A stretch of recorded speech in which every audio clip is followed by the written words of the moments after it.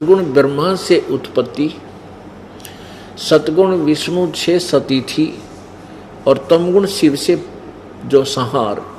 ये जो कुछ भी हो रहा है इसका मुख्य कारण तो ये गीता ज्ञान दाता काल है, जो श्री कृष्ण के शरीर में भूत की तरह प्रवेश करके प्रेत की तरह बोल रहा था।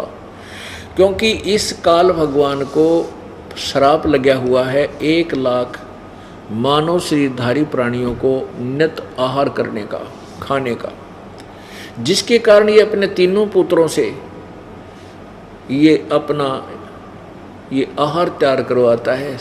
यहाँ पर सारा काम बिल्कुल फोर्सिबली करवाया जा रहा है, जबरदस्ती करवाया जा रहा है। जीव की कई कति नहीं चलती यहाँ पर, चाहे कोई कितना अंडी पाक रहा हो, कितना जो है ब्रह्मचारी बन रहा हो और कितना सोचो मेरे जैसा यहाँ सदाचारी नहीं है और झूठ नहीं बोलता। काल ने सबकी घिस काट रखी है। यहाँ जो उत्पत्ति विषय है, जो बच्चे उत्पन्न करने की जो बीमारी इसने ला रखी है, जीव के बस का नहीं इसको रोक सके। चाहे कितनी बात बना ली, जिसको हम भगवान माना करते हैं ब्रह्मा विष्णु महेश जैसे, इनकी देख लो कि कहानी है, इनको पढ़ ले तो आदमी की आंखें खुल जाएं। तो ये काल इनको भी नहीं बख्शता। तो ये जो क्रिया ये करवा रहा है उत्पत्ति, और ये यहाँ सती थी एक दूसरे मोह ममता जकड़ रखा हमारे को।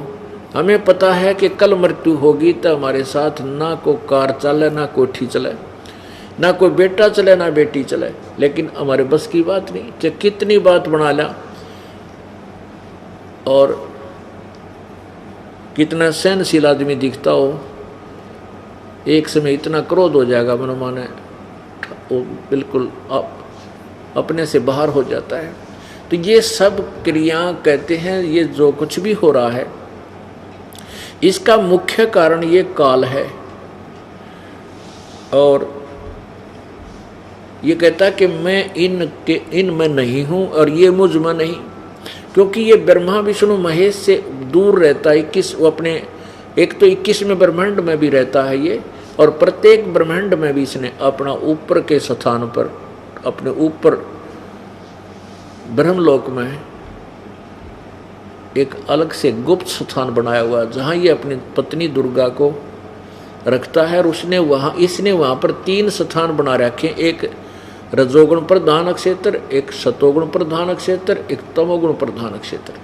वहाँ ये दुर्गा को अपनी पत्नी रूप में रखता है, इससे बच्चे उत्पन्न करता है।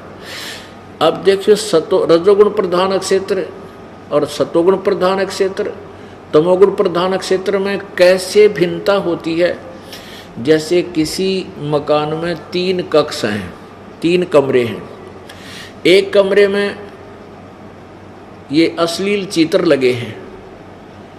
जब व्यक्ति उस अश्लील चित्र लगे हुए उस कक्ष में जाता है तो उसके मन में नाना उसी प्रकार के विचार उत्पन्न होने लग जाते हैं। जब तक उस कक्ष में रहेगा उसकी बुद्धि ऐसी विचलित रहेगी। और दूसरे में लगे हुए हों देशभक्तों के, शहीदों के, उसमें जाते ही अपने आप खून खोलने लग जाएगा। उनकी हिस्ट्री पढ़कर वो एकदम शेर पाक जाएगा।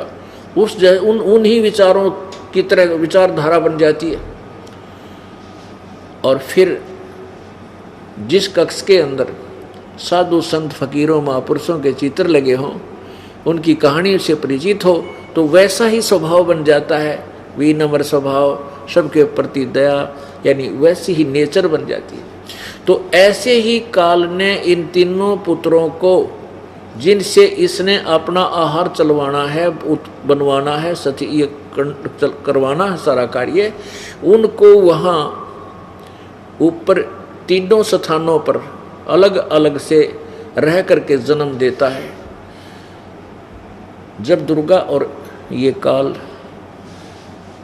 उस रजोगुण प्रधान क्षेत्र में होते हैं, इनके संयोग से जो पुत्र वहाँ उत्पन्न होता है, तो उसका स्वभाव, उसके अंदर रजोगुण उतना ही परिपूर्ण हो जाता है। वो रजोगुण युक्त ब्रह्मा बन जाता है। ब्रह्मा उसका नाम रख देते हैं। और जब ये सतोगुण प्रधान क्षेत्र में दोनों रहते हैं, और जब तक वो वहाँ एक बच्चे की उत्पत्ति होती है तो वो सतोगुण युक्त हो जाता है, उसको ये विष्णु नाम रख देते हैं। और तीसरा जो तमोगुण प्रधान क्षेत्र है उसमें ये दोनों पति पत्नी रूप में रहते हैं। इनसे जो पुत्र उत्पन्न होता है उसको ये तमोगुण युक्त, और इसका नाम महेश रखते थे। इन तीनों को फिर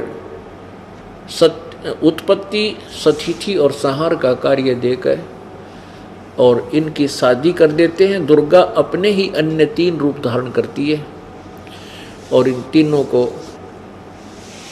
की शादी करके एक एक विभाग के स्वामी नियुक्त कर दिए जाते हैं। रजोगुण विभाग का ब्रह्मा, सतोगुण विभाग का विष्णु और तमोगुण विभाग का शिव।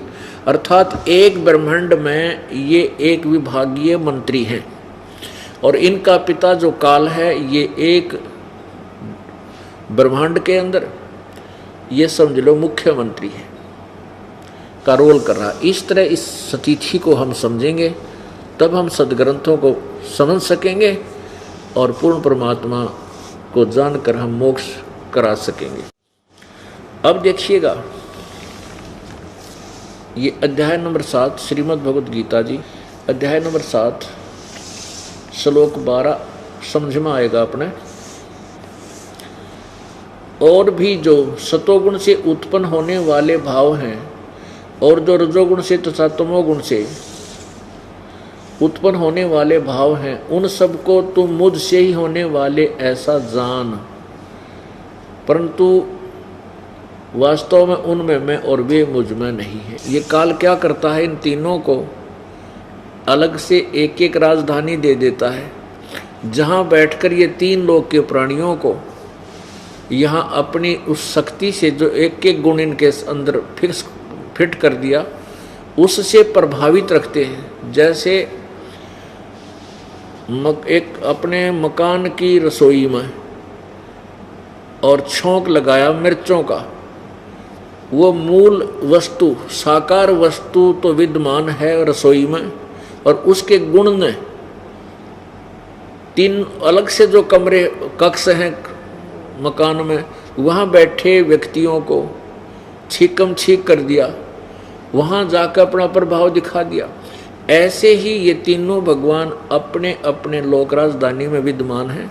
वहाँ बैठकर ये 3 लोक के प्राणियों को इन्हीं के गुण हमें प्रभावित रखते हैं, जिस कारण से हम यहाँ इस काल के जाल में बाई फोर्स फंसे रहते हैं। जैसे किसी को ने शराब पी ली तो उसका नशा हो गया, अब उसका बस की बात नहीं, वो कितना टेक कर कैसे चल रहा है, कैसे बोल रहा है, ऐसे रहेगा और वो नशा उतरेगा जब वो ठीक होगा।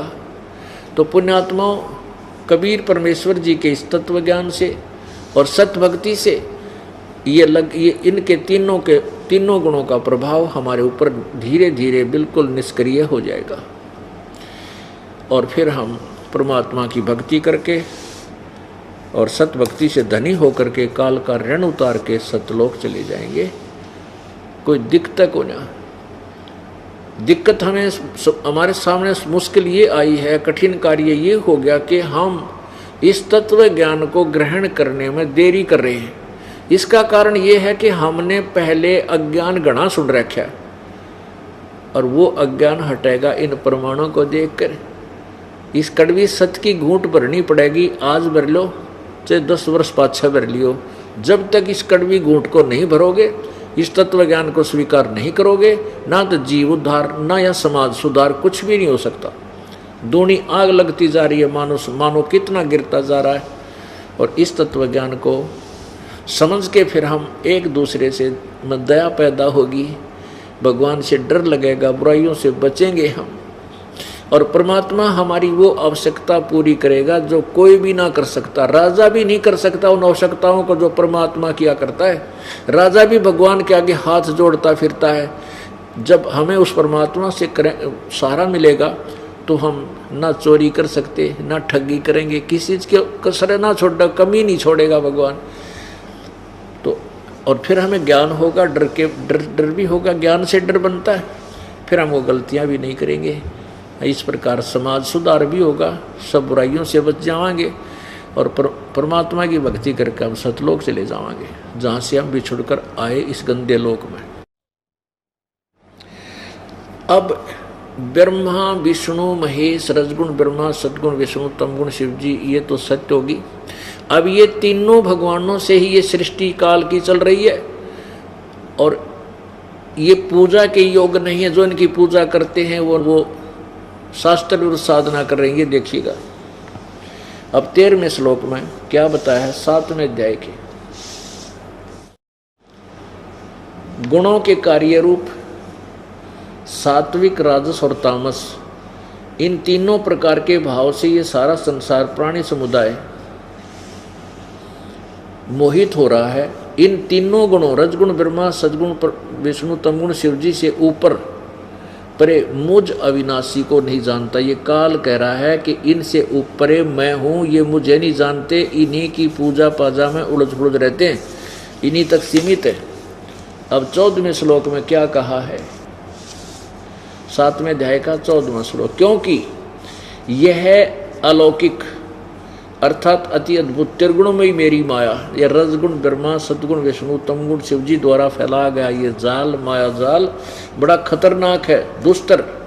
परंतु जो पुरुष, जो साधक मुझको भजते हैं, इस ब्रह्म को भजते हैं, काल को भजते हैं, वो माया का उल्लंघन कर जाते हैं, अर्थात संसार से तर जाते हैं। कहने का भाव ये है कि जो ब्रह्मा विष्णु महेश की पूजा ना करके केवल ब्रह्म साधना करते हैं, वो जैसे ब्रह्मा विष्णु महेश की जो पूजा करते हैं, शिव का पुजारी शिव के लोक में, विष्णु का पुजारी विष्णु के लोक में, ब्रह्मा का पुजारी ब्रह्मा के लोक में जाकर कोई देव पद प्राप्त कर लेगा, उन देवताओं के पास चले जाएंगे और वहाँ से फिर तुरंत ही अपने पुनः को क्षीण करके फिर तो वापस गिर जाएंगे, 84 लाख योनियों में जाएंगे, नरक भोगेंगे।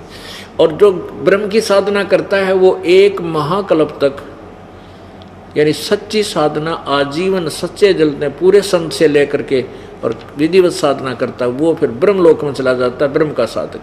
तो ये ब्रह्मा विष्णु महेश से कुछ ज़्यादा राहत ब्रह्म लोक में गए प्राणी को होती है, वो ज़्यादा समय तक जन्म मृत्यु से बच जाता है। लेकिन मृत्यु उसकी भी होती है, क्योंकि गीता जी अध्याय नंबर 8 के श्लोक 16 में स्पष्ट किया कि ब्रह्म लोक तक गए हुए प्राणी भी फिर पुनर्वृत्ति में है, उनका भी मृत्यु होती है, जन्म मृत्यु में आते हैं।